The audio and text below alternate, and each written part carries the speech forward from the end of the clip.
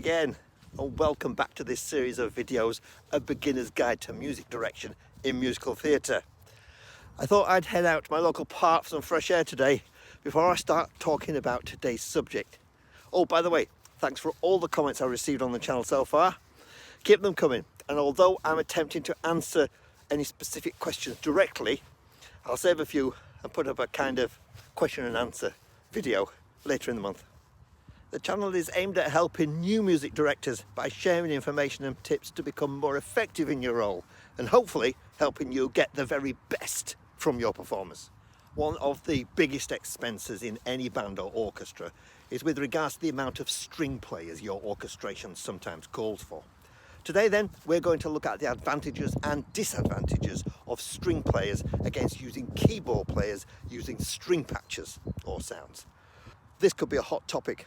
Can you feel the irony, given today's freezing cold day here in the UK? Please do subscribe by hitting the button below so you can be informed when further videos are released. And let me know if there's something specific you want me to cover. And if you know of anyone that you think would benefit from a few of the hints on the subjects I cover, feel free to hit the share button. Don't worry, I won't tell anyone. Oh, and by the way, at the end of this video, I'm going to share a big secret. There's a train going past. No, that's not the secret. Okay, let's make a start.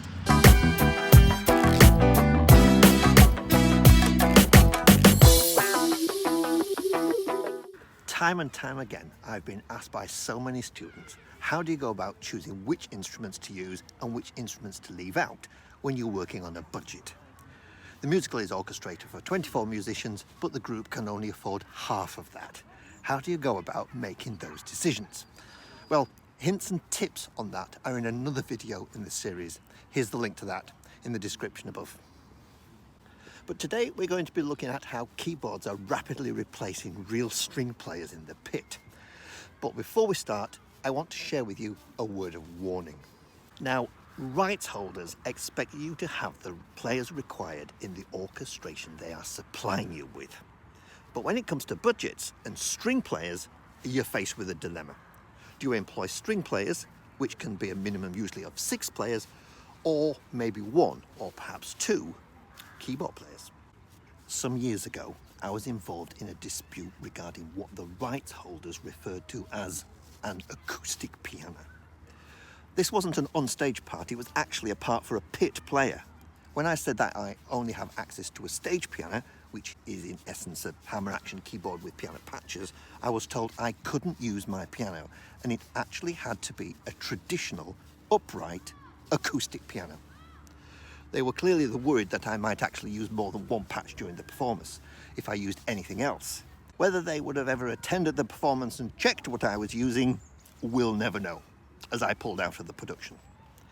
But I'd like to think that changes have been made regarding such seamlessly ridiculous demands. But I digress. Let's talk about string sections. This is without doubt the most difficult area if you're on a tight budget, and we'll start to pose the question as to whether or not you should use traditional string players or keyboard players. Stand by, this might get a bit controversial. Just to recap from a previous video, I'm going to be referring to a minimum of 6 string players made up of 2 first violins, 2 second violins, a viola and a cello. 6 players. Now, I have known music directors employ fewer than 6 players, maybe 2 or 3 players, to make up a string section, and this can work. However, if then mixed with a couple of woodwind players and 2 or 3 brass players, the much reduced string section is going to sound exceedingly thin, and therefore somewhat unbalanced.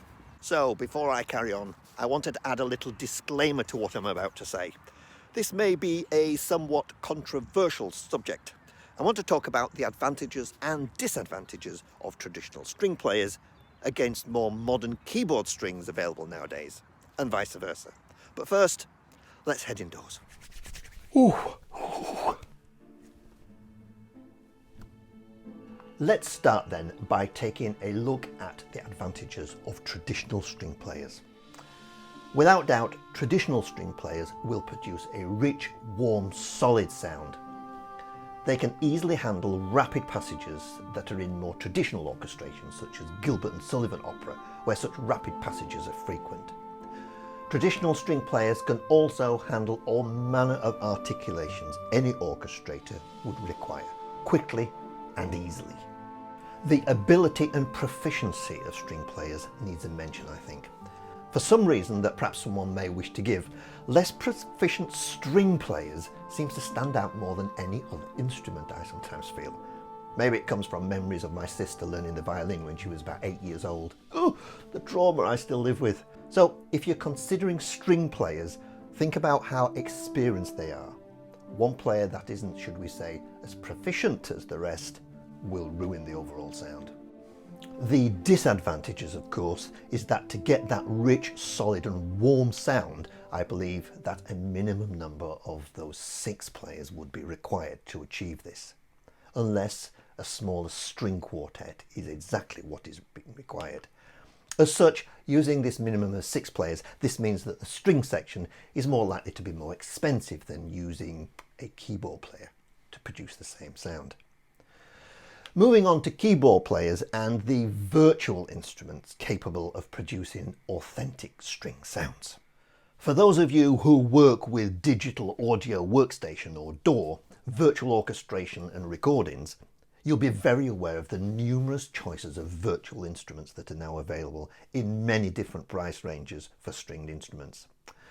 I would say that particularly over the past 5 or 6 years, these instruments have become not only the mainstay in professional theatre pits, but also the level of detail contained in these patches or sounds is at an all-time high and quite simply outstanding. The very fact that fewer players are required makes this a much more cost-effective option, as this richer, fuller sound is produced using fewer players. Further to this, string patches on keyboards can be mixed with other sounds, a technique that's used more and more nowadays in modern orchestrations. The disadvantage of using keyboards over traditional string players, however, is that in the majority of traditional musicals, there are very few orchestrations for string keyboard players. One also needs to be mindful that there is a huge variety in the quality of virtual instruments, and maybe only keyboard players that have kept up with technology and what is available in the area of virtual instruments may have this capability. Many keyboard players these days use an Apple product called MainStage to control the different patches that are required in keyboard parts today. I'm not going to go into the technicalities of MainStage or similar such applications, as there's some fantastic tutorials online already. But authentic quality string virtual instruments use a lot of, for the computer-minded, RAM. And using many different third-party instruments, and by that I mean those not included in the MainStage software itself, can cause some memory issues in computers we have in the pit. And one final point to remember is that the more technology we have introduced into the band or orchestra, the higher the risk of technology failure for all manner of reasons. Click on the subscribe button below and let me know your thoughts in the comments section, particularly if you've experienced technology issues in a live setting. Oh, and the secret I promised you earlier, the music you've been listening to is all virtual instruments. Sad, isn't it? Or is it? So, from a very cold park, see you next time.